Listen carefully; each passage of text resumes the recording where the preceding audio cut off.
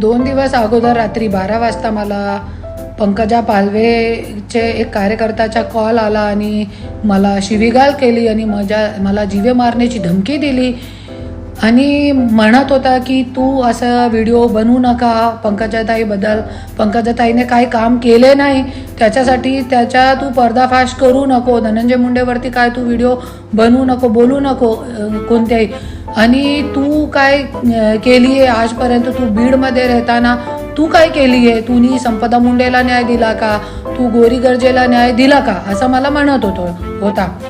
तो मी सांगितला की मी मंत्री नाही आहे आणि मी जरी मंत्री असती तो आज रणजित निंबाळकर आणि अनंत गर्जे जेलमध्ये असता जरी मी होती.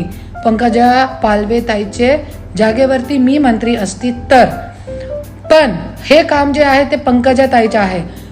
संपदा मुंडेला न्याय देणं हे पंकजा ताईचं काम आहे.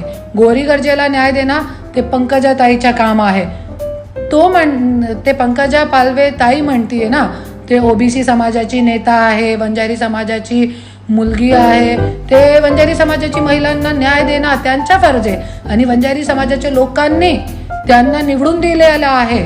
तो त्यांना विचारा तुम्ही. आणि तुम्ही मला शिवीगाळ करण्यापेक्षा, मला जीवे मारण्याची धमकी देण्यापेक्षा तुम्ही तुमच्या नेत्याला सांगा लोकांचे काम करा. फक्त जातीपातीचा राजकारण करून स्वतःची पुऱ्या बाजून मोठे मोठे भ्रष्टाचार करणारे हे लोक.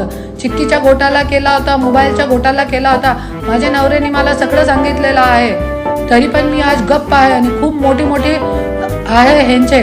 पण मला जरी शिवीगाळ केली, जरी मी तोंड उघडला, आता तो फक्त मी लोकांचे प्रश्नवर बोल